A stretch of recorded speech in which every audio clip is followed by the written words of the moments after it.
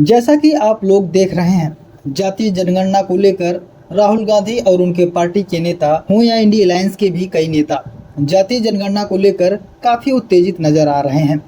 तो वहीं आरएसएस की तरफ से पहली बार जातीय जनगणना पर बयान आया है। आरएसएस ने जातीय जनगणना की पक्षपात की है। केरल में आयोजित आरएसएस की समन्वय बैठक में इस मुद्दे पर चर्चा हुई। आरएसएस के अखिल भारतीय प्रचारक प्रमुख सुनील अंबेकर ने कहा कि जातिगत जनगणना देश की एकता अखंडता के लिए एक महत्वपूर्ण मुद्दा है, इसलिए इसको बहुत गंभीरता से लेने की जरूरत है। इस पर राजनीतिक नहीं की जा सकती है। जातिगत आंकड़ों का इस्तेमाल अलग अलग जातियों और समुदाय की भलाई के लिए करना चाहिए। आरएसएस ने जाति जनगणना पर क्या कहा? सुनील अंबेकर से जब पूछा गया संघ जातिगत जनगणना पर क्या सोचता है, तो उन्होंने कहा कि संघ की राय स्पष्ट है। कौन सी जाति किस मामले में पिछड़ गई है, किन किन समुदाय पर विशेष ध्यान देने की जरूरत है। इन चीजों के लिए कई बार सरकार को उनकी संख्या की जरूरत पड़ती है। ऐसा पहले भी हो चुका है। जातिगत नंबर का इस्तेमाल उनकी भलाई के लिए किया जा सकता है, न कि इसे चुनावी मुद्दा बनाना चाहिए और न ही इसे राजनीति के लिए इस्तेमाल करना चाहिए। हाल के दिनों में जब जातीय जनगणना की मांग ने जोर पकड़ी तो संघ से भी इस पर सवाल पूछे गए। हालांकि संघ जाति विहीन समाज की बात कहते हुए कहा कि एक तरीके से इस मुद्दे पर उदासीन रहा, न तो इसका समर्थन किया और न ही विरोध किया।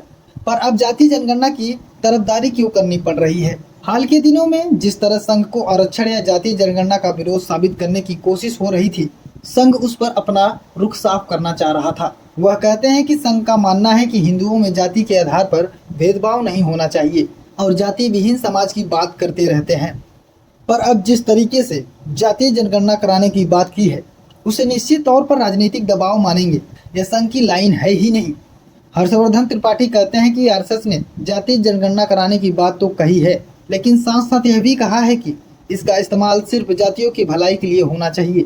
जातीय संख्या को सार्वजनिक करके इसका इस्तेमाल राजनीति के लिए नहीं करना चाहिए। वह कहते हैं कि संघ ने इस मुद्दे पर अपनी राय स्पष्ट करके एक तरीके से बीजेपी को भी हरी झंडी दे दी है कि वो भी आगे बढ़ सकती है।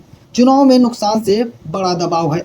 कांग्रेस हो या आरजेडी, समाजवादी पार्टी जैसी विपक्ष पार्टियां तो जातिगत जनगणना की मांग कर रही हैं। बीजेपी के सहयोगी दल भी जातीय जनगणना को लेकर मुखर है। नीतीश कुमार की पार्टी जेडीयू, चंद्रबाबू नायडू की टीडीपी और चिराग पासवान की लोक जनशक्ति पार्टी भी जातीय जनगणना के पक्ष में है। 2024 के लोकसभा चुनाव से पहले बीजेपी ने जातीय जनगणना के मुद्दे को ज्यादा भाव नहीं दिया। उल्टा बिहार के जातिगत जनगणना पर तमाम सवाल उठाए भी गए। तो वहीं वरिष्ठ पत्रकार रशीद किदवई कहते हैं, संघ हमेशा से मानता रहा है कि उसके एजेंडे को पूरा करने में राजनीतिक रास्ते का बड़ा रोल है। उसने अपने उद्देश्यों से कभी समझौता नहीं किया, लेकिन पिछले कुछ सालों में देखा जाए तो वह अपनी सोच में बहुत तब्दीली लाई है। अभी भी तमाम लोग संघ को पुराने चश्मे से देख रहे हैं, लेकिन पिछले 2 दशक में वह बहुत ज्यादा सक्रिय हुआ है और अपने आप को हालात के साथ बदलने की कोशिश भी की है। अपने काम के तरीके में सुधार किया है। इस फैसले को भी उसी सुधार का हिस्सा कह सकते हैं। पर 2024 के चुनाव में जिस तरीके से उसे नुकसान हुआ है, नीतीश नायडू जैसे नेताओं से सहयोग लेकर सरकार बनानी पड़ी है, उससे दबाव काफी ज्यादा बढ़ा है। जैसा कि 2024 के चुनाव नतीजों ने संघ और बीजेपी को अंदर से झकझोर दिया। संघ और बीजेपी सोचने पर मजबूर हुई है। जिस तरीके से दलितों पिछड़ों ने वोट की ताकत दिखाई, वो भाजपा के लिए बड़ा खतरा है। 90 दशक की गैर भाजपाई गठबंधन सरकारों का दौर लौट सकता है।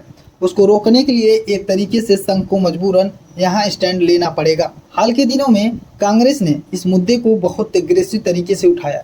राहुल गांधी ने जातीय जनगणना की मांग के साथ साथ यह नारा दिया कि जिसकी जितनी संख्या भारी उसकी उतनी भागीदारी।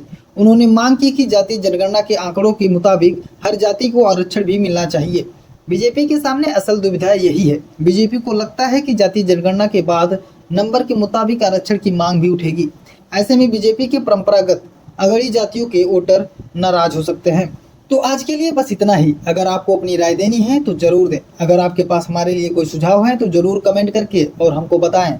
और हाँ, अगर आपने हमारे चैनल को सब्सक्राइब नहीं किया है तो जरूर करें।